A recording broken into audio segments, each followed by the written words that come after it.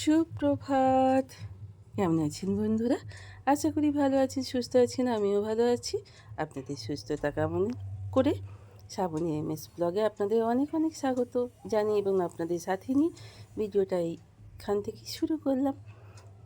তো আমার ভিডিও জন্য অনেকে আমাকে মেসেঞ্জারে মেসেজ করছেন, বলছেন যে কেন ভিডিও বন্ধ করে দিলাম, কেন ভিডিও দিচ্ছি না, ভালো না লাগলে যেন একটাও দেন, যাই ভিউজ হোক না কেন, যদি কোনো এইসব কারণে বন্ধ করে দিয়ে থাকেন, আর যদি না পারেন শরীরের যে প্রবলেমের জন্য, তাহলে আলাদা কথা। আর যদি অন্য কোনো কারণে হন, আপনি ভিডিওটা একদমই বন্ধ করে দেবেন না। এইসব অনেকের কমেন্টের জন্য আমার মেয়েও বলল, এমনকি আমার হাজব্যান্ড বাচ্চাও বলল যে বন্ধ করে দিচ্ছ কেন, তো করো।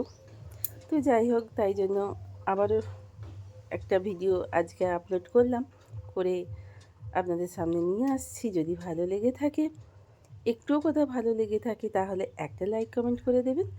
এবার ভালো করে ওভেনটাকে মুছে নিয়ে শুকনো ন্যাকড়া দিয়ে মুছে দিলাম এবং চাপিয়ে দিলাম বাচ্চুর আর বাবির জন্য, বাচ্চুর আর আমার জন্য। বাবি কাল আসেনি। বাচ্চুর আর আমার জন্য 2 কাপ চা বসিয়ে দিলাম। তো চাটা হয়ে গেলে এক হাতে ধরে করি, জানেন তো, আমার এখনও পর্যন্ত ট্রাইপড কেনা হয়নি। তো চলুন এইবার চাটা করে খেয়ে নিই দুজনে মিলে। খেয়ে নিয়ে অনেক বেলায় আজকে ঘুম থেকে উঠলাম, যেহেতু বাবির জন্য রান্না নেই, সেহেতু 7:45 ঘুম থেকে উঠলাম এবং উঠেই আগে কাপড় চোপড় ছেড়ে নিয়ে গ্যাস ট্যাস মুছে নিয়ে, তো এবার চা বসিয়ে দিয়েছিলাম। বাচ্চাবাবু এখনও ঘুম থেকে ওঠেনি। ওকে বললাম, তোমার শরীরটা বেশ ভালো যাচ্ছে না, তুমি একটু শোও, আমি বেড দিয়ে দিচ্ছি। তো যাই হোক, দুধটাও সেই সঙ্গে গরম করে নিলাম। আমি ফ্রিজে দুধ রাখি না, জানেন তো। ফ্রিজে দুধ রাখলে যেন আমার কিরম মনে হয় খারাপ হয়ে যায়। ওই বার করা গরম করা এই করতে করতে, তার থেকে 2-4 বার করে সারাদিনে দুধ গরম করি। আর একটু থালায় জল বসিয়ে স্ট্যান্ড বসিয়ে তাতে রেখে দিই। কেন বলুন তো? ওই যে পিঁপড়ে বাবুর উৎপাতে বাপরে বাপ পিঁপড়ে ধরে যাবে না হলে। তো যাই হোক, চাটা খেয়ে আগেই চলে এলাম। এখানটা প্রচণ্ড রোদ, জানেন তো। এখন আমি কলতলাটায় সারছি, কারণ কলতলায় কেন সারছি সেটাও আপনাদের সঙ্গে শেয়ার করব, যদি ব্লগ আবার করি তার জন্য। তো কাচাকুচি পিছনে আমি ভিজিয়ে রেখে দিয়েছি একটা টাবেতে। তো চলুন আগে বাসনগুলো মাজা ঘষা করে নিই। প্রচণ্ড রোদ আজকে, প্রচণ্ড রোদ। আগে যখন 44, 45, 46 ডিগ্রি হচ্ছিলো, এতটা রোদে কষ্টটা হচ্ছিল না। প্রচণ্ড ঘাম, প্রচণ্ড ঘাম, বাপরে বাপ।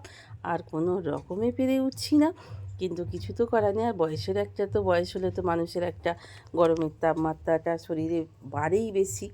এতটাই গরম, আর হাই প্রেশারের রোগী আমরা।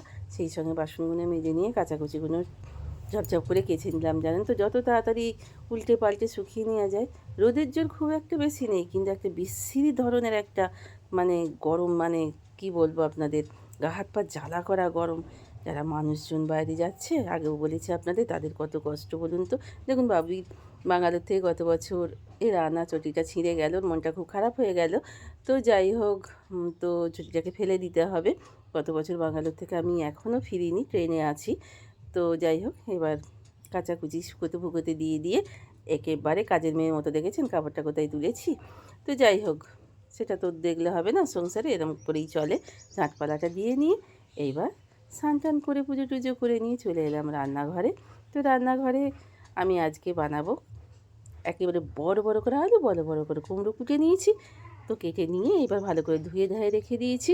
তো চলুন, এদিকে আলু ভাজা উঁকি মারছে, দেখতে পাচ্ছেন নিশ্চয়ই। তো আলু ভাজাটাও করব, একটু মসুরির ডাল পেঁয়াজ দিয়ে করব। আর কুমড়ো আলুর কালিয়া, আলুগুলো পুরো মাংসের মতো নিয়ে নিয়েছি, কুমড়োগুলো এরম বড় বড় করে নিয়েছি। তো পেঁয়াজটাকে ভালো করে, এই দেখুন উচ্ছেটাও ভাজবো, উচ্ছেটা গোল গোল করে কেটে রেখে দিয়েছি। তো ভালো করে এইবার কুমড়োটাকে আমার হয়ে গেছে। আমি একটু গরম মশলা দিয়ে দিচ্ছি ওপর থেকে। গরম মশলা তো আমাদের প্রত্যেকটা তরকারিরই একটা অঙ্গ। এখানে ভাতও চাপিয়ে দিয়েছি, ভাতের মাথার উপরে কসুরি মেথি কিছুটা দিয়ে দিয়েছি। কেন বলুন তো? যে গরম হয়ে যাবে আর সুন্দর গুঁড়িয়ে যাবে। তো গুঁড়িয়ে নিয়ে, তো খাটনি হলো না, আবার আলাদা করে গরম করে আবার ভেজে নেব। তো তার থেকে আমার ইয়েতেই হয়ে গেল, ভাতের হাঁড়ির ওপরে। দুপুরে খাওয়ার টাইম হয়ে গেছে। খাওয়ার টাইম আজকে ঘড়িতে বাজছে এখন 1:05। এত দেরি হয় না। আলু ভাজা, মাছ ভাজা, কুমড়োর তরকারি, একটু ডাল, উচ্ছে ভাজা, তো চলুন, আর মাছের ঝাল, এই আজকে আমাদের লাঞ্চের মেনু। হ্যাঁ, কালকের জন্য সেই ভর্তাটা, কালকের একটু ভর্তাটা ছিল, বাচ্চার জন্য রেখেছিলাম। তো ওই যে আপনাদের সেই ভর্তাটা দেখালাম না, যেটা হচ্ছে তেলাকুচো পাতার ভর্তা। তো চলুন এবার লাঞ্চটা আমরা সেরে ফেলি। লাঞ্চটা করে নিয়ে এবার একটু ঘরে যেতে ইচ্ছে করছে। বিশাল বেলা হয়ে গেল, আজকে খেতে খেতে একটা অঘটন ঘটে গিয়েছিল। বাচ্চু হঠাৎ করে পাটা ফলস হয়ে গিয়ে ও পড়ে গিয়েছিল, ওই নিয়ে অনেকক্ষণ ধরে ওকে দেখাশোনা, ওকে স্নান করানো এসব করতে গিয়ে দেরি হলো। যাই একটু গড়িয়ে টড়িয়ে নিয়ে বিকেলবেলা বাবির দুটো জামা ইস্ত্রি করা পড়েছিল, করতে হতো।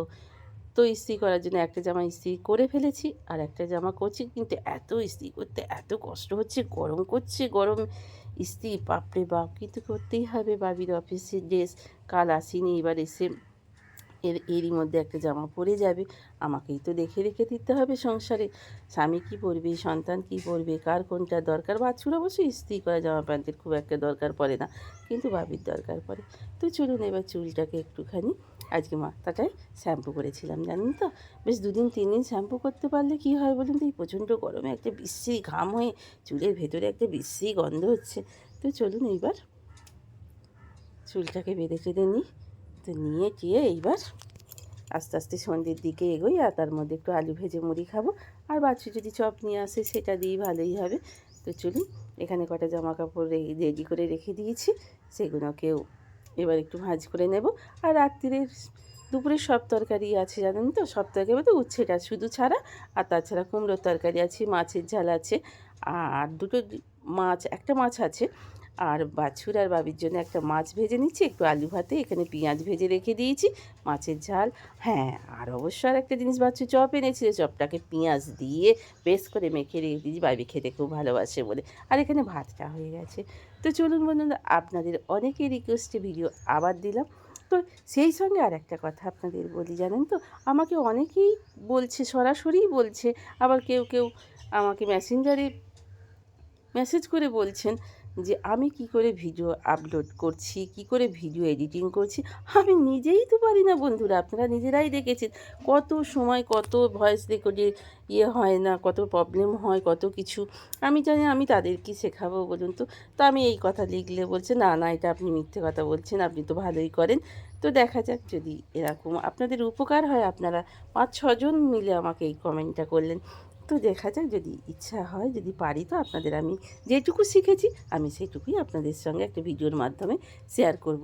তো চলুন বন্ধুরা, আজকের মতো এইখানেই শেষ করলাম ভিডিওটা। এই প্রচণ্ড গরমে বাড়ির বাচ্চাদের একটু খেয়াল রাখবেন, বড়দের খেয়াল রাখবেন, নিজেরা নিজেদের আমাদের মতো খেয়াল রাখবো। তো আজকের মতো এইখানে শেষ করছি। সুস্থ থাকবেন, ভালো থাকবেন। এতক্ষণ পর্যন্ত যেসব বন্ধুরা আমার সাথে ছিলেন, ভিডিওটা দেখলেন, তাদের অসংখ্য অসংখ্য ধন্যবাদ জানিয়ে, আপনাদের ভালো থাকা কামনা জানিয়ে আজকের মতো শেষ করলাম। গুড